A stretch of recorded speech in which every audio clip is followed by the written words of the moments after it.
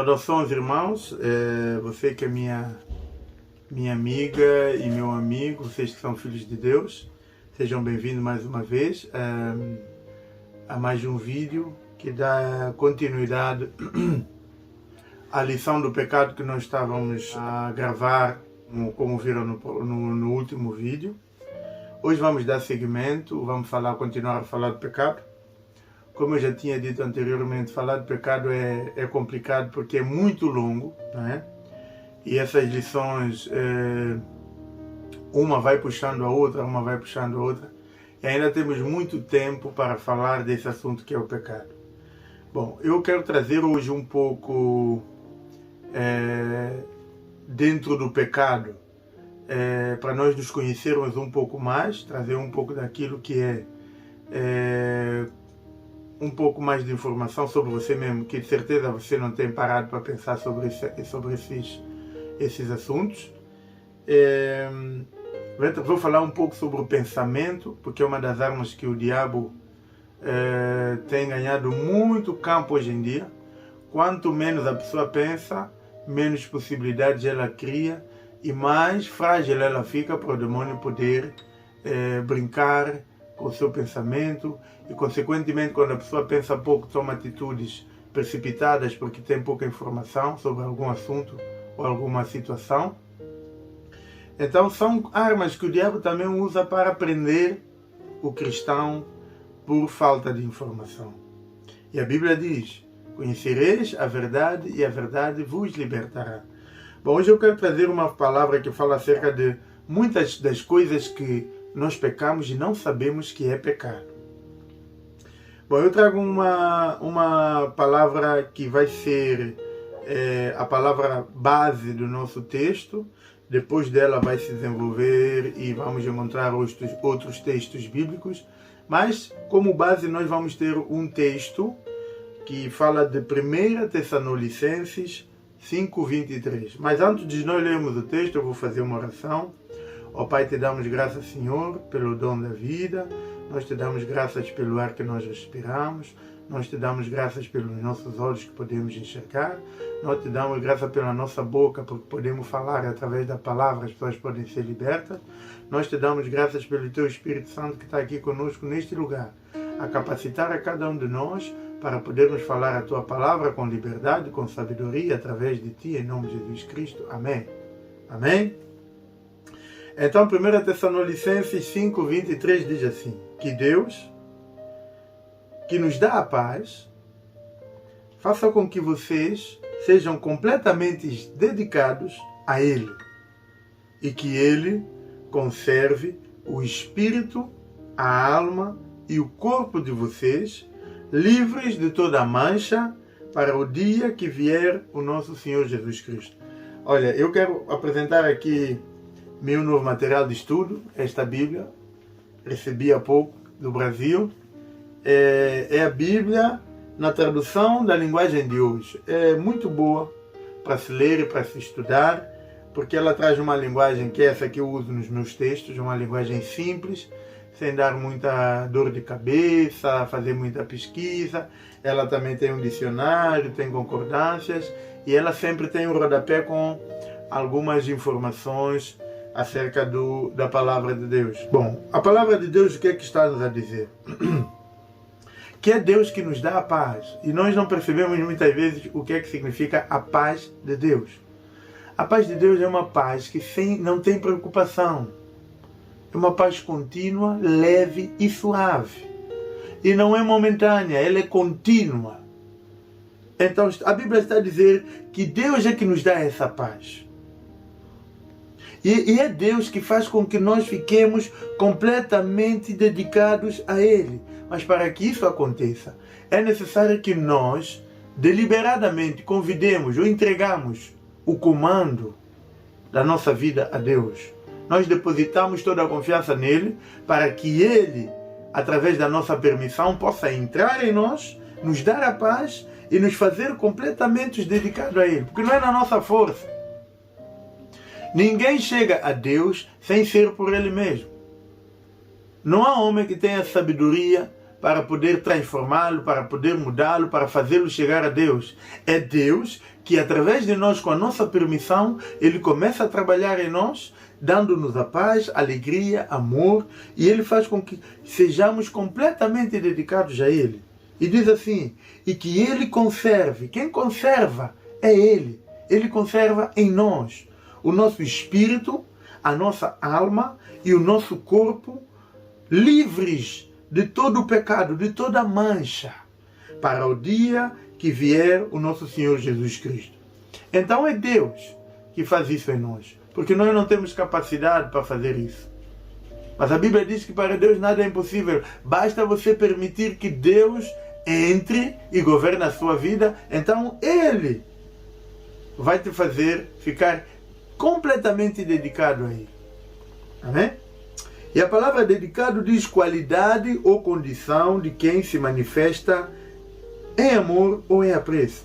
Então, quando Ele diz que nós vamos estar dedicados a Ele, significa que é uma condição que se manifesta em amor. É que para nós estarmos em Deus, a Bíblia diz que Deus é amor. E se nós não conhecemos o amor, nós não conhecemos a Deus. E se nós conhecemos a Deus e não temos amor, então nós não conhecemos a Ele. Ok? E essa dedicação é amor.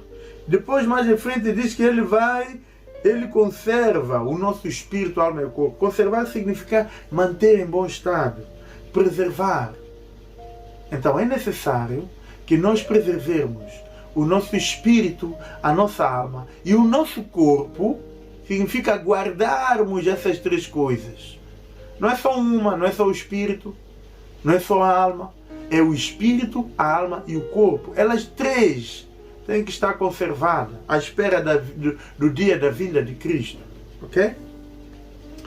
Olha, a lição de hoje vai ser uma lição que vai nos ensinar um pouco mais sobre nós mesmos. Porque há muita informação sobre nós que nós não sabemos.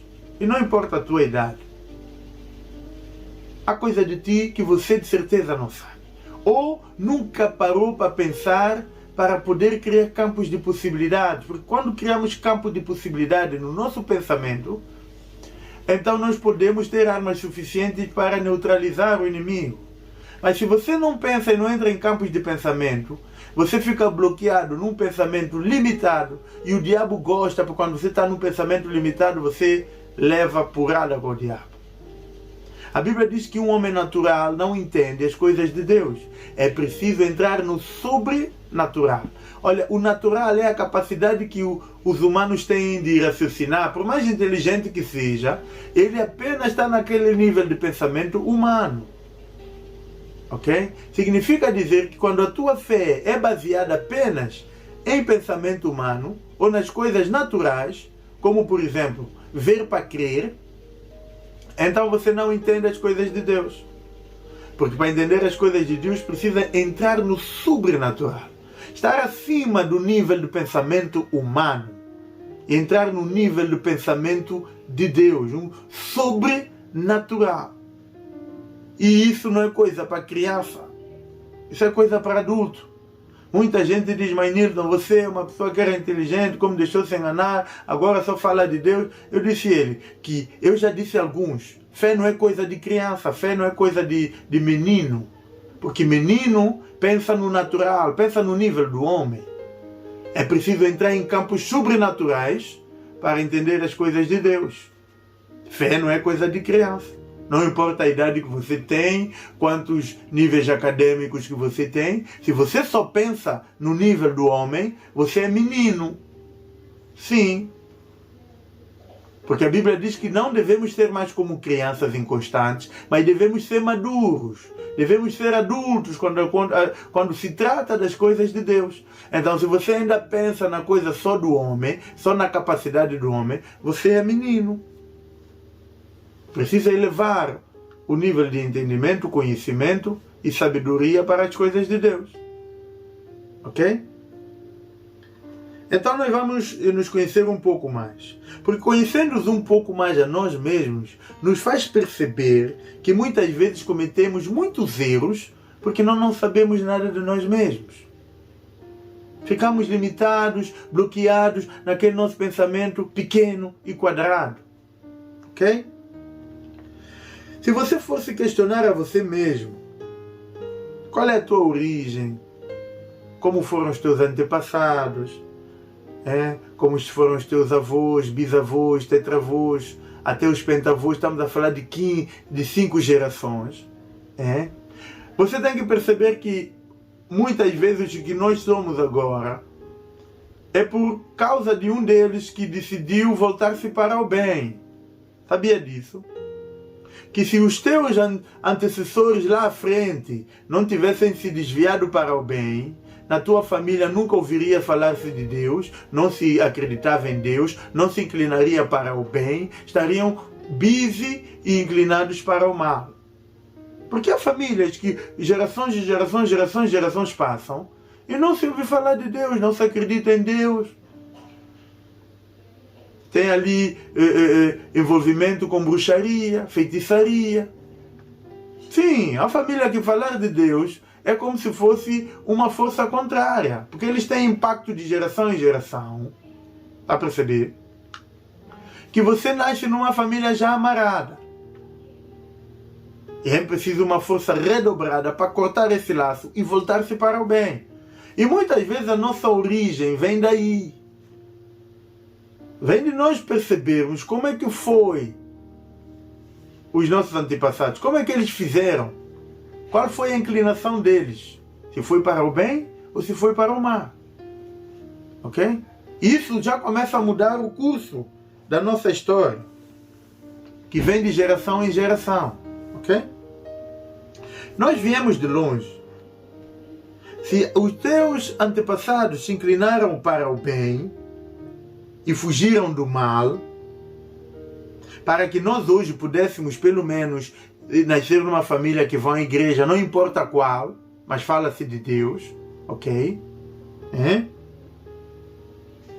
E eles nos deram valores, educação, para nós podermos transmitir aos nossos e manter a nossa geração dentro do bem, ok? Porque isso vem de geração em geração, você não dá o que você não tem, ok? Então a nossa inclinação também é resultado da inclinação que eles tiveram no passado. Ok? É importante que todo que se inclina para o bem, se inclina para o Deus. É importante vocês entenderem isso. Por mais que alguém não acredite em Deus, mas ele está comprometido em fazer o que é certo, fazer o que é correto, fazer o bem, sem ele se aperceber, ele se inclina para Deus. Querendo como não. Porque em Deus não há um pingo de maldade, não há um pingo de erro. Então alguém se inclina para aquele lado porque acha que é o lado do bem, ele se inclina para Deus mesmo sem saber. Ok? Mas há famílias também que se inclinaram para o mal. E o mal reinou de geração em geração, de geração em geração. Criança nasce, bebê nasce, já tem uma cabana feita para ele, lá com espíritos todos de família. É verdade. Então, essas coisas determinam a nossa origem para nós nos posicionarmos, saber onde nós estamos. Porque às vezes estamos a carregar pecado que nem é nosso. É pecado que ainda está dentro daquelas terceiras e quartas gerações que ainda não foram quebrados. Não deixa de ser pecado.